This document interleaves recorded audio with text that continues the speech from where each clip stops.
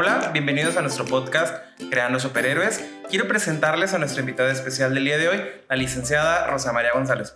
Rosy, ¿cómo estás? Muchísimas gracias, doctor Chuy. Muy bien, ¿y tú? Muy bien, excelente. Muy contento de tenerte aquí. Me gustaría que te presentaras con nuestro público, que principalmente incluye mamás, incluye maestros, psicólogos, nutriólogos también, sí, en algunos médicos, con interés por el neurodesarrollo. Súper, doctor. Pues bueno, yo, como el doctor Chuy menciona, soy Rosy González, así me dicen. Soy nutrióloga y trabajo desde hace 14 años para una empresa de alimentación. Y bueno, mi enfoque es alimentación infantil. Y pues mi puesto en esta empresa es asesor nutricional en instituciones hospitalarias. Perfecto. Rosy es una persona altamente capacitada y que tiene aparte un interés enorme por la enseñanza, por la actualización constante, cosa que comparte con nosotros aquí en SIN.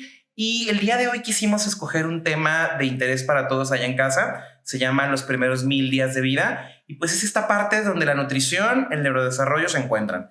Platícanos, Rosy, ¿por qué son importantes los primeros 1000 días de vida?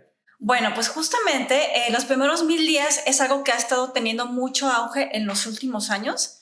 Pero específicamente, si nos remontáramos 30 años antes, pensábamos, o los científicos pensaban que la obesidad o las enfermedades no transmisibles solamente se influían con lo que los genes.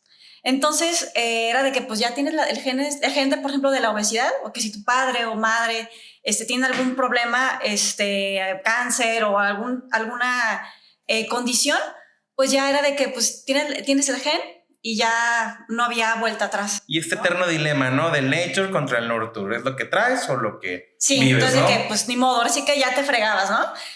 Y hoy en día se conoce, bueno, aparte de los genes, está lo que es el factor ambiental, lo que es la epigenética, que es el conjunto entre lo que es la genética, que no se puede modificar, y el factor ambiental, que ahí sí se puede modificar. Claro, y es como esta parte de a lo mejor la tendencia que tenemos a renegar un poquito de, es que yo cargo esta genética, pero pues está padrísimo que tengamos la oportunidad de decir, estos son los factores modificables, aquí es donde yo puedo intervenir. Exacto. Y fíjate que algo que siempre me hizo mucho ruido a mí, los primeros 1000 días de vida, yo contaba, ¿por qué eligieron 1000? Y ya después entendiendo, los primeros 1000 días de vida no comienzan al nacimiento. No sé si me equivoco. Justamente a eso voy también, pero antes mencionarte que algo pues muy curioso que quiero comentar, que lo mejor que nos podría pasar en la vida no es casarnos, no es tener hijos, no es comprar una casa, comprar un carro. O sea, realmente, irónicamente, lo mejor que nos podría pasar es tener una buena metilación. ¿Sabes lo que es la metilación, doctor Chuy? No, estoy perdido con la metilación. Okay. O sea, lo ubico como una reacción química, o sea, proceso, pero platícame. Pues bueno, no quiero entrar mucho en detalles de eso, pero es la expresión epigenética, es un proceso epigenético más bien que regula la expresión de los genes, en lo cual puede expresar ciertos genes que influye justamente con el medio ambiente, si se expresan o no, o los inhiben. Entonces, ¿a qué me refiero con esto? Si, por ejemplo, doctor Chuy, tú tienes antecedentes de cáncer, ¿no? Pero tú modificas el factor ambiental que vamos a ver más adelante, entonces tú puedes inhibir, gracias a la metilación, ese gen. O lo puedes expresar si fumas, si tomas o consumes mucho alcohol o otros factores, puedes expresar ese gen y que a la larga te dé cáncer. Me parece súper interesante, más aquí porque muchas de las entidades que nosotros atendemos aquí en SIN tienen que ver con un contexto multifactorial, tanto genético como epigenético. Te hablo de déficit de atención, te hablo del trastorno del espectro autista, situaciones de discapacidad intelectual, donde por supuesto que si mis padres tuvieron TDA, pues yo cargo más riesgo, pero al final esta parte que dices, donde yo puedo modificar estos factores, me puede permitir que el niño se desarrolle de una manera más favorable a como quizás genéticamente lo tendría programado. Exactamente, exacto. Justamente tú tienes, o cada uno de nosotros tenemos una programación, sea una programación metabólica, una programación microbiológica, una programación endocrina, una programación neurológica, pero si por ejemplo tienes algún factor negativo, a través de esta metilación, a través del factor ambiental que se puede modificar, entonces tú puedes revertir eso. Exacto, sí, ya la conocía, pero no con el nombre.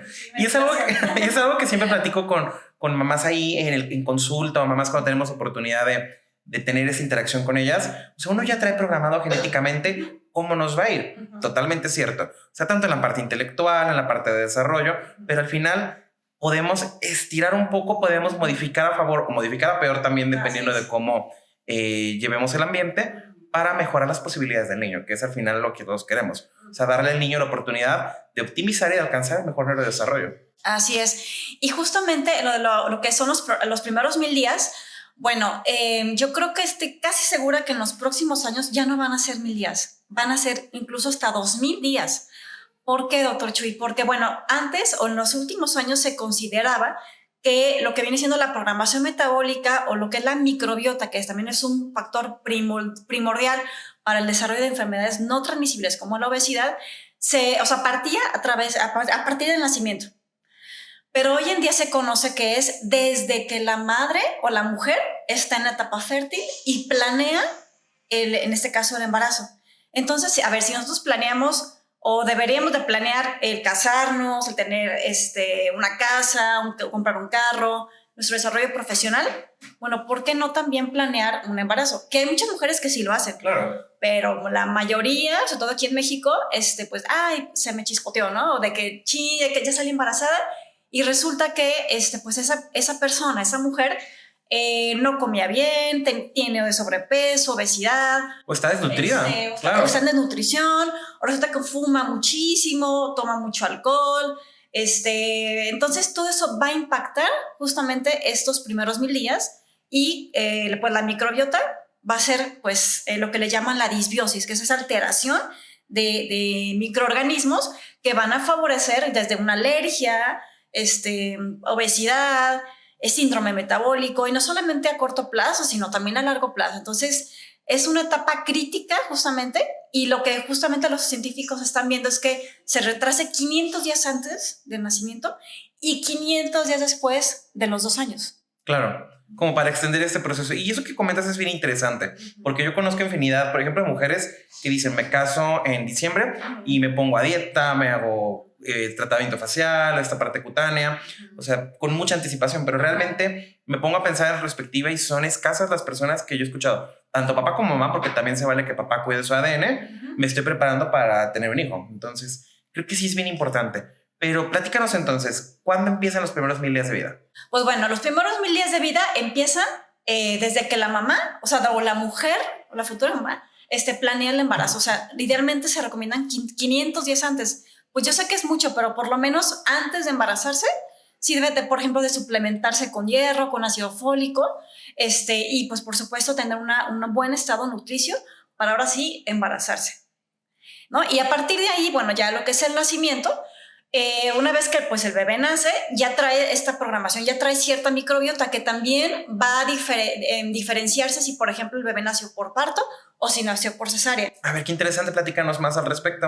Pues justamente se ha visto a través de varios estudios que la mamá que tiene a su bebé por parto, ese canal del parto tiene muchísimas bacterias que son buenas. Entonces, cuando pasa por ese canal, a través de las mucosas, en este caso pues de la nariz, de la boca, se va a alimentar, o sea, no alimentar, sino se va a proliferar de bacterias que vienen de la madre y que van a beneficiar, al bebé le van a dar esa protección, pues en varias pues enfermedades, ¿no? Esa protección inmunológica en su microbiota, ¿no? Y ya una vez que, el bebé que nace por cesárea, no va a tener contacto con esa microbiota de la vagina. Claro. Entonces, su microbiota va a ser muy diferente, va a ser más diversificada y se ha visto que hasta los 6 meses después de que el bebé nació, se asemeja su microbiota al bebé que nació por. O sea, tarda 6 meses en alcanzar como este estado ideal. Microbiótico. Qué interesante. No, y recordar ahí en casa que todavía, aún hoy en día, con los avances quirúrgicos, se sigue siendo de elección un parto que una cesárea. O sea, tiene muchísimo más riesgo, 10 veces más una cesárea para el bebé que el propio parto, dejando de lado toda esta parte extra que es la microbiota, toda esta parte nutricional, toda esta parte de desarrollo que puede beneficiarse con el nacimiento vía vaginal. Exacto. Que bueno, como el nombre dice cesárea, a veces es necesario, ¿no? Claro. Tampoco hay que decir a fuerzas tiene que nacer por parto porque sí, y porque muchas veces tienen problemas cuando nacen por parto sabiendo que no podían nacer por parto y nacen por parto a fuerzas, ¿no? Entonces, bueno, siempre hay que valorar, pero no hay que sobreutilizar o sea, lo que son necesarias, ¿no? Claro. Y por ejemplo, digo, vamos a centrarnos en esta mamá embarazada. ¿Cuáles serían tus consejos para mamá en casa que nos observa que está embarazada, como para mejorar el aspecto nutricional y tener un mejor proceso en estos primeros 1000 días de vida? Bueno, yo siempre recomiendo que siempre, se apoye, pues, por supuesto, el ginecólogo, que vaya a su control de embarazo y que también idealmente vaya con un nutriólogo. Porque también esa es otra parte que antes, de hecho, cuando yo estudié nutrición, era de que, bueno, vamos a hacer el plan nutricio de la mujer embarazada donde aumentábamos 100 calorías, 200, 300, depende de la etapa del embarazo. Pero ahora se dice que solamente debe de aumentar el 10% de su consumo energético total en el último trimestre del embarazo. Entonces, no comer, sino no comer para dos, por dos, ¿no? como dicen, ¿no? Sino comer para dos personas, ¿no? Y también, si la mamá, por ejemplo, va a tener mellizos o va a tener 3, que bueno, son casos más inusuales, ¿no? Inusuales, también su alimentación es totalmente diferente. Entonces tiene que apoyarse, bueno, de un nutriólogo que vaya, porque cada alimentación o cada dieta de la madre, y no dieta no me refiero de restricción, sino la propia alimentación, debe de ser personalizada e individualizada. Claro, y es bien importante, digo, ahí en casa, por ejemplo, saben que nos centramos en el bebé y en el desarrollo. Un bebé que tiene un proceso de desnutrición desde el embarazo tiene un riesgo para retraso global del neurodesarrollo el doble de alto que la población general. Entonces vamos a tener un bebé que no está apto para poder a lo mejor gatear, para sostener la cabeza, para sentarse si no se rehabilita apropiadamente. Por supuesto que también en la parte cognitiva, las alteraciones, te puedo decir, por ejemplo, en el hierro, o sea, toman una repercusión en el desarrollo y en la capacidad intelectual a largo plazo. Entonces creo que es importante que tomemos estas causas, como decías tú al principio, prevenibles y anticipables para poder darle la mejor oportunidad a este bebé de desarrollarse apropiadamente. Así es. Y otro punto importante, un nutrimento, todo por el neurodesarrollo, es el consumo del DHA. Claro. Que ahí debe de consumirlo pues principalmente en el último trimestre del embarazo. Bueno, todo el embarazo, ¿no? Pero sobre todo, con mayor razón, en el último trimestre del embarazo. Y también debe suplementarse con lo que es el omega 3 o el DHA. Interesante el omega 3 porque realmente, bueno, a mí me gusta mucho los pacientes que ya han venido a consulta a la medicina natural, o sea, esta parte de los suplementos alimenticios que sí tienen evidencia científica para tratamiento de algunas enfermedades u optimizar el desarrollo. Omega 3 es realmente de las pocas suplementos que tienen evidencia médica para TDA, para autismo, para situaciones como por ejemplo el retraso del desarrollo. Entonces se me hace muy interesante que lo comentes. Y por ejemplo, antes de querernos ir como esta formulación que compras en la farmacia, ¿qué alimentos tienen omega 3? Por ejemplo, el pescado, de los pescados principalmente el salmón es el que más DHA tiene. Perfecto. ¿Y otros alimentos que...? Otros alimentos ricos también, sobre todo en grasas que son saludables, pues es el aguacate. Por ejemplo, el aceite de oliva es el mejor. Y pues en sí, diferentes tipos de pescados, específicamente el salmón. Perfectísimo. Tiene mayor cantidad de omega 3, o si no, también puede ser a través de la suplementación. Pero pues qué mejor que la propia ley. Claro. Oye, y nos brincamos 9 meses entonces, ya nació este bebé, pesó 3,5 kilos. Cuéntame, ¿qué sería para ti lo ideal ahora que está el bebé ya en físico para fomentar el desarrollo? Súper, pues bueno, pues por supuesto el mejor alimento para el bebé, la lactancia materna, es el alimento primordial y el mejor alimento que tiene o que debe de consumir el bebé, lo cual no hay otro alimento, no existe ningún otro, ninguna fórmula que se asemeje o que sea igual a la leche materna. O sea, no, yo creo que, no sé si algún día sucederá, que no creo. ¿Por qué, doctor Chuy? Porque justamente la leche materna es muy cambiante.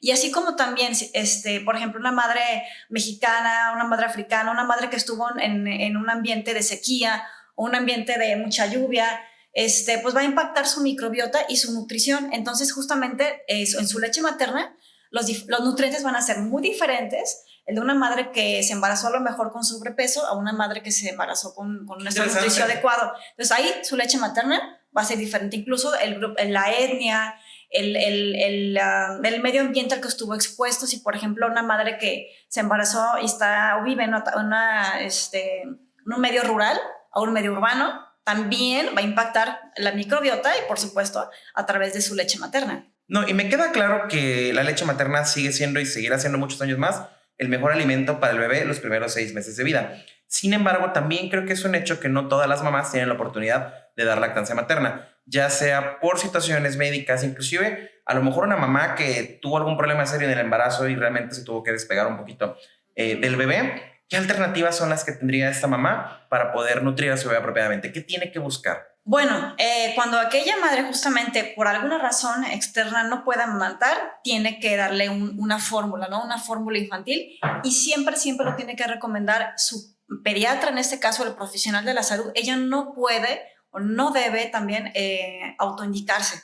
Aunque bueno, sabemos que hoy en día las redes sociales, o que la propia madre puede ir a la farmacia y buscar, pero la verdad es que hay o sea, muchísimas alternativas, pero solamente el profesional de la salud o el pediatra es el que tiene el poder de indicarle la mejor opción para ese bebé, ¿no? Y sobre todo, por ejemplo, si fue un bebé prematuro, Claro. o si fue un bebé que ya tiene una alergia o alguna otra condición especial, Bajo con peso. mayor razón tiene que ir con su médico, con su pediatra, para que lleve ese control de ese niño y pueda darle la mejor opción en esa condición, ¿no? O sea, ella no puede tomar decisiones de la alimentación opcional o diferente a la leche materna, y tampoco puede ayudarse de la vecina o de la abuelita, porque también eso a veces perjudica, ¿no? Dice, yo te recomiendo esto porque es que mi médico me lo indicó, es que yo le vi que,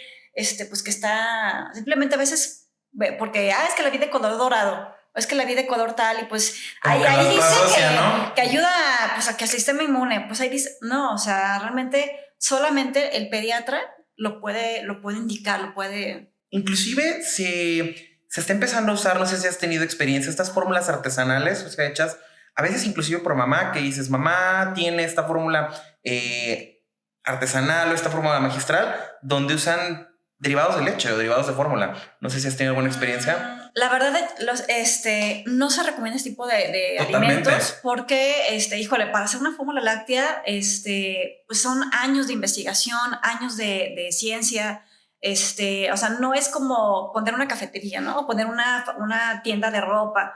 O sea, realmente es algo, o sea, la nutrición, es la salud del niño. Claro. Entonces, tiene que consultar con su pediatra, lo reitero, y que él le indique la fórmula que el bebé va a necesitar. Pero una fórmula artesanal, eso ya está obsoleto, eso ya Totalmente no. Así como también, por ejemplo, pues las fórmulas lácteas, casi el 99% son de origen de la proteína leche de vaca. Entonces, si el bebé no tiene ninguna alergia, o sea, tiene que ser de este tipo de proteína. ¿Por qué? Porque si le dan otro tipo de proteína diferente, que ya ves de moda, la soya, arroz, bla, bla, bla, pues realmente el perfil proteico, el perfil nutricional, pues es muy diferente, ¿no? Y también eso va a afectar su neurodesarrollo. Oye, qué interesante, porque últimamente recibo muchas preguntas de mamás sobre soya, sobre arroz, o sea, ¿cuál es la evidencia actual? No, o sea, bueno, de entrada, por ejemplo, esas leches líquidas que vemos de soya, de arroz, o sea, por supuesto están contraindicadas, o sea, no se puede dar en un lactante. Bueno, de 0 a 1 año ni se diga, y a partir de 1 año también le pongo mis dudas, ¿no? Ya hablando, por ejemplo, una fórmula que es de soya, bueno, tiene sus indicaciones específicas, ¿no? O sea, como tú sabes, doctor Chuy, galactosemia, claro, o dietas vegetarianas, incluso una alergia a las proteínas después de los 6 meses, pero eso ya tiene que valorarlo su pediatra, ¿no? Entonces, la mamá no puede automedicarse, o sea, aunque no son medicamentos, pero, o sea, si es el alimento del bebé y realmente, o sea, no, de hecho, por lo mismo, doctor Chuy, no hay anuncios de sucedáneos. ¿O cuando tú has visto un anuncio de una etapa 1, una etapa, una fórmula prematura, realmente no lo hay? Ojalá lo hubiera, o sea, realmente creo que sí hay que fomentar más la lactancia materna, estoy totalmente de acuerdo, o sea, no hay alimento mejor, pero también es importante que mamá ahí en casa sepa cómo escoger una fórmula. Entonces yo creo que sería un buen momento para platicarlo. ¿Qué tengo que buscar en una fórmula? Pues mira, doctor Chuy, la verdad, te soy sincera, es que la mamá o el público general no pueden buscar una fórmula, o sea, no de que no puedan, o sea, la mamá puede ir a la farmacia y tiene todo el derecho de ver lo que hay, no es como cualquier cosa, pero tiene que siempre consultarlo con su médico, doctor. Y yo, pediatra, ¿cuáles serían los mejores elementos que tenía una fórmula como para tenerlo en cuenta? Bueno, pues hay diferentes en el mercado, la verdad no puedo decir como tal marca. Claro. Sin embargo, bueno, justamente hablando de la leche materna, ¿qué es lo que se ha visto en estudios? Que la leche materna tiene muchísimos probióticos. Entonces, bueno, la leche materna tiene entre ellas una bacteria que es muy buena, que son las bifidobacterias, en este caso lactobacillus, pero las bifidobacterias son las bacterias que tiene la leche materna y que las fórmulas lácteas pues no, o algunas fórmulas sí las tienen. Entonces, ese factor bifidus, un factor bifidus, es decir, un factor donde la microbiota de ese bebé tenga predominantemente bifidobacterias gracias a la leche materna. ¿Sí? Hay otro factor también que se ha descubierto, bueno, se ha estado estudiando en los últimos 50 años, que son los oligosacáridos de la leche materna. Está, bueno, en inglés como HMO, Human Milk Oligosaccharides, en el cual que han visto los científicos que tienen efectos benéficos en la microbiota y en varios sistemas como el sistema inmunológico, digestivo, nervioso, óseo, etcétera. Y son moléculas, son lactosas, doctor Chuy, y a su vez las lactosas se unen a esas moléculas varios monosacáridos, como una molécula de fucosa, una molécula de acetilglucosamina, una molécula de ácido ciálico, entre otras. Entonces, cada molécula, cada oligosacárido tiene un mecanismo de acción diferente y una estructura completamente diferente. Y aquí la parte interesante es que se han descubierto hasta por lo menos 200 moléculas de oligosacáridos en la leche materna y que son muy diferentes entre una mujer a otra. ¿Por qué son diferentes? Pues justamente por la raza, claro, por el medio ambiente al que estuvo expuesto, la alimentación que tuvo la madre, entre otros factores. Entonces, por eso es tan difícil de saber exactamente al 100% los componentes de la leche materna porque van cambiando. Claro. O sea, simplemente de una mujer a otra, sus componentes son totalmente diferentes. Y esos oligosacáridos principalmente se encuentran en el calostro, que es la principal producción que tiene la leche materna los primeros 3 días y que tiene los principales inmunonutrimentos, claro, que van a proteger al bebé, no solamente a corto, sino a largo plazo, ¿no? Lo que es el calor. Claro, importantísimo, ¿no? Tiene una relación ahí con el desarrollo de alergias, con la predisposición a enfermedades, infecciones, inclusive también con la neuromaduración. O sea, creo que vale la pena mencionarlo. Exacto. Ajá. ¿Qué más podrías comentarnos? Justamente por el tema de los oligosacáridos, que también a mí me apasiona mucho esto. Se ve. Es que gracias también a la biotecnología se han hecho réplicas idénticas a esos oligosacáridos, pero hasta el momento solo se han hecho 5 réplicas idénticas de las 200 que hay en la leche materna, ¿no? Y ahorita lo que tú me comentabas de los sucedáneos, bueno, a través de esta biotecnología no es nada más de, ya descubrimos esto y lo agregamos, sino que tiene que probarse por la FDA, claro, por varias asociaciones, tiene que hacerse metaanálisis para poder agregarlo a una fórmula infantil.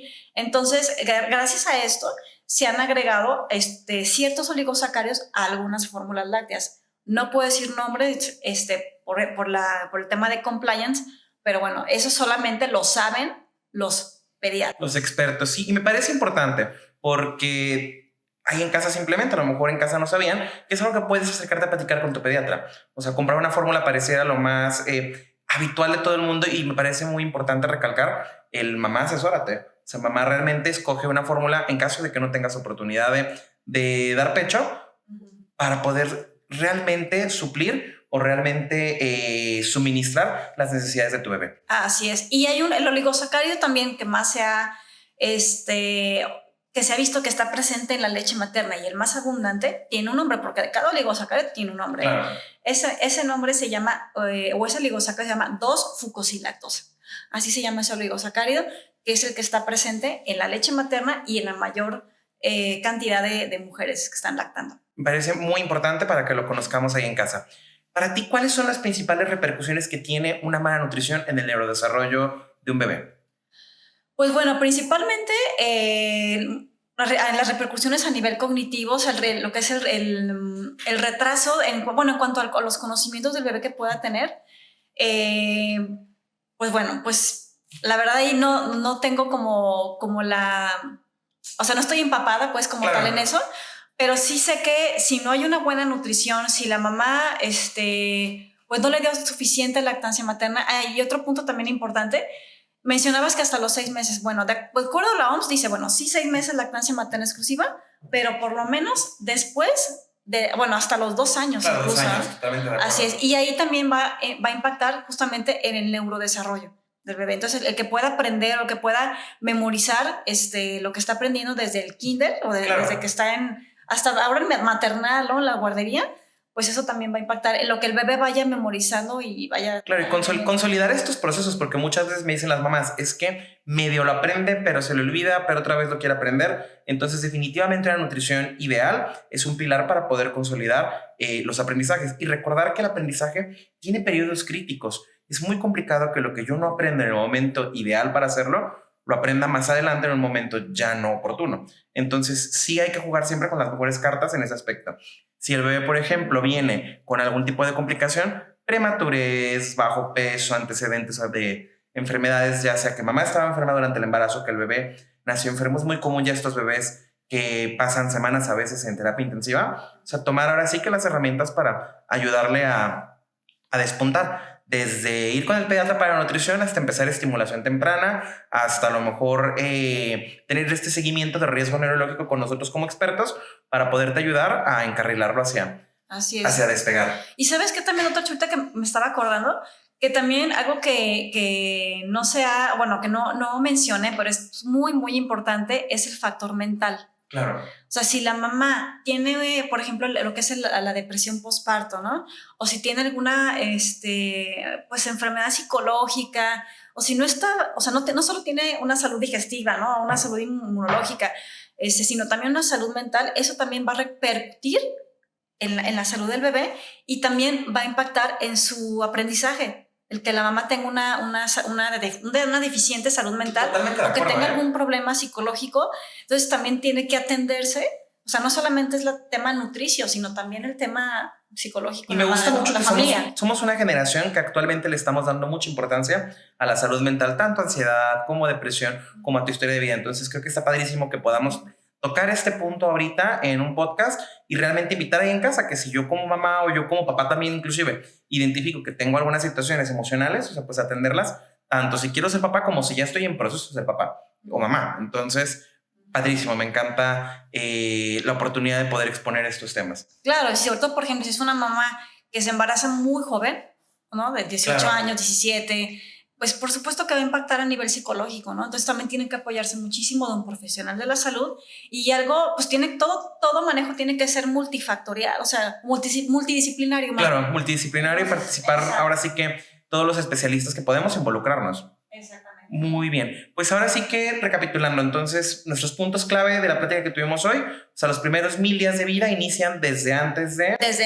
que también otro punto importante es la alimentación complementaria, doctor Chuy, que ahí también hay muchísima controversia de que no se ponen de acuerdo, que la Academia Americana dice una cosa, la Spagan dice otra, y entonces, bueno, lo que sí, aquí en México, pues justamente nos validamos con respecto a la OMS, a lo que nos dice la OMS, que es, bueno, iniciar la alimentación complementaria a partir de los 6 meses. Pero sabemos que sigue habiendo controversia de qué edad iniciar, entre si son 4 meses, 5, 6. Aquí es a los 6 meses, dice la OMS, pero las otras asociaciones mencionan, bueno, entre 4 a 6 meses no se pueden ni dar antes de los 4 meses, ni tampoco después de los 6 meses, porque también afecta pues sobre todo cosas el neurodesarrollo, ¿no? También. Inclusive tomar el neurodesarrollo como una pauta para poder decidir cuándo empezar la alimentación complementaria. Si mi bebé, por ejemplo, tiene 5 meses y yo a lo mejor mamá digo, ya es momento para mí de empezar con la papilla, si no tiene el sostén cefálico, si todavía el tono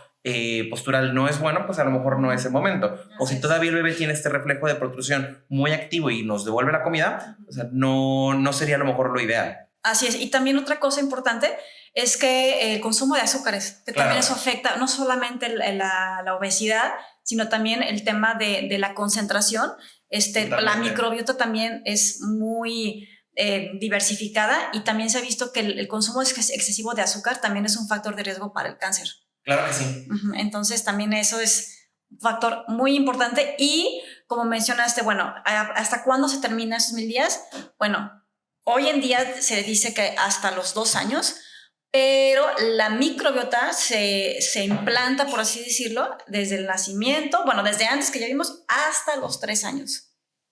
¿Sí? Entonces no nada más es de, porque a veces no se te pasa algo de que ya cumple el año, claro. Ya la libré, ya quiero darle todo, ya quiero darle casi pozole, tacos, bla, bla, ya que coma todo, cuando en realidad, pues, o sea, sí se integra la dieta familiar a partir del año, por supuesto, pero una dieta pues saludable, ¿no? Balanceada. Claro, seleccionada, ¿no? Y yo quiero invitarte a que en otra ocasión tengamos oportunidad de hablar de microbiota, porque es un tema que también es interesantísimo y de mucha repercusión en el desarrollo. O sea, hay muchas teorías sobre la relación entre la microbiota con autismo principalmente. Se ha hecho esta asociación donde qué tanto impacta mi estado nutricional y mi estado neuroentérico con el desarrollo de situaciones de neurodiversidad. Entonces, será una invitación para más adelante. Será un placer. Pues muchas gracias, Rosy, agradecer tu asistencia, tener la oportunidad de aprender y de escuchar a una persona con tanta experiencia y con tanto conocimiento en la rama como Rosy. Y pues no se olviden de seguirnos, estamos en redes como Cinta Dice Cómo, en Instagram y en Facebook, y Creando Superhéroes en YouTube y Spotify. Hasta la próxima.